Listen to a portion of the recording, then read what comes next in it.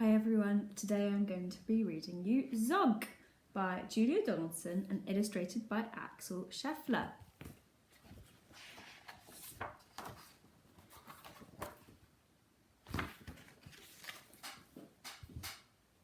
Madam Dragon ran a school many moons ago.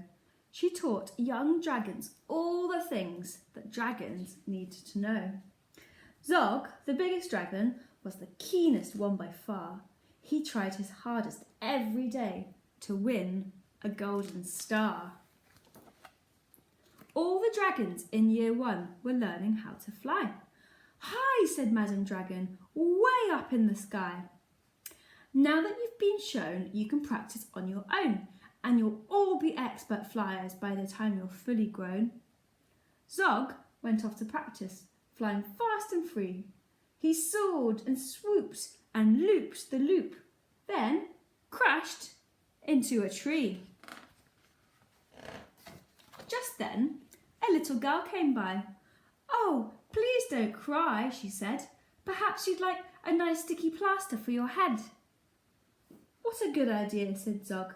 Then up and off he flew, his plaster gleaming pinkly as he zigzagged through the blue.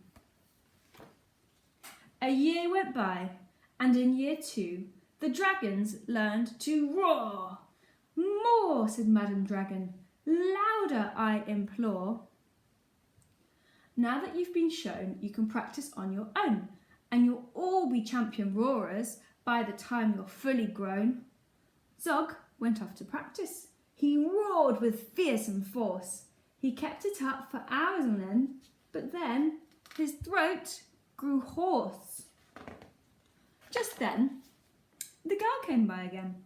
She said, "Oh, what rotten luck. Perhaps you'd like a nice soothing peppermint to suck." "What a good idea," said Zog.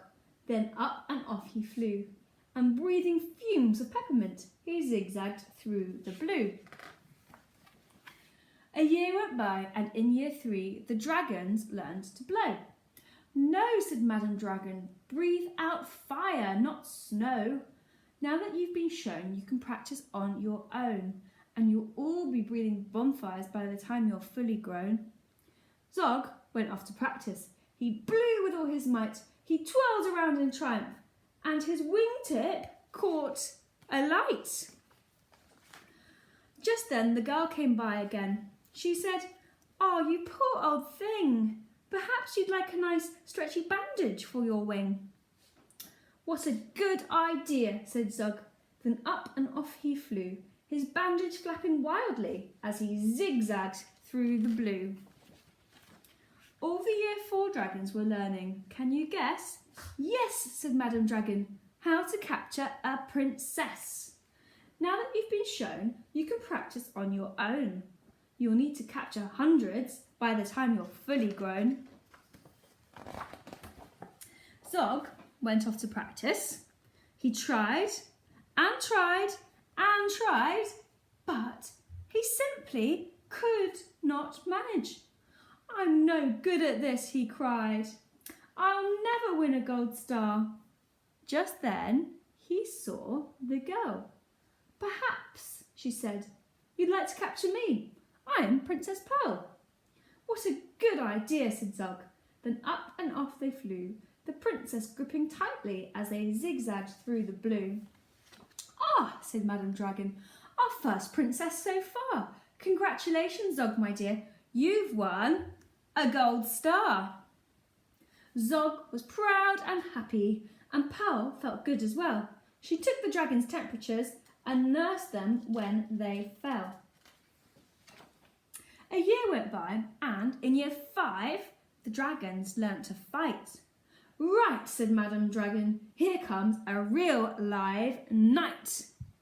Up spoke the knight. "My name," he said, "is Gadabout the Great. I've come to rescue Princess Pearl. I hope I'm not too late."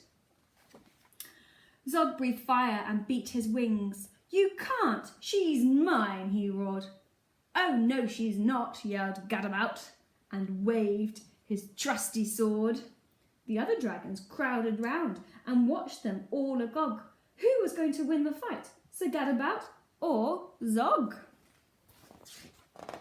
Then Princess Pearl stepped forward crying, "Stop, you silly chumps. The world's already far too full of cuts and burns and bumps. Don't rescue me. I won't go back to being a princess and prancing around the palace in a silly, frilly dress. I want to be a doctor and travel here and there, listening to people's chests and giving them my care." "Me too," exclaimed the knight and took his helmet off his head. "I'd rather wear a nice twisty stethoscope," he said. "Perhaps, Princess, you'll train me up?" And Pearl replied, "Of course, but I don't see how the two of us could fit upon your horse." Then Zog said, "Flying doctors, I'd love to join the crew. If you'll let me be your ambulance, then I can carry you." "Bravo," said Madam Dragon, "an excellent career." And all the Year 5 dragons gave a loud, resounding cheer. Then Madam Dragon told the horse, "I really hope you'll stay. I'll let you be my pupil's pet and feed you lots of hay." "What a good idea," said Zog. Then up and off he flew, the flying doctors waving as they zigzagged through the blue. The end.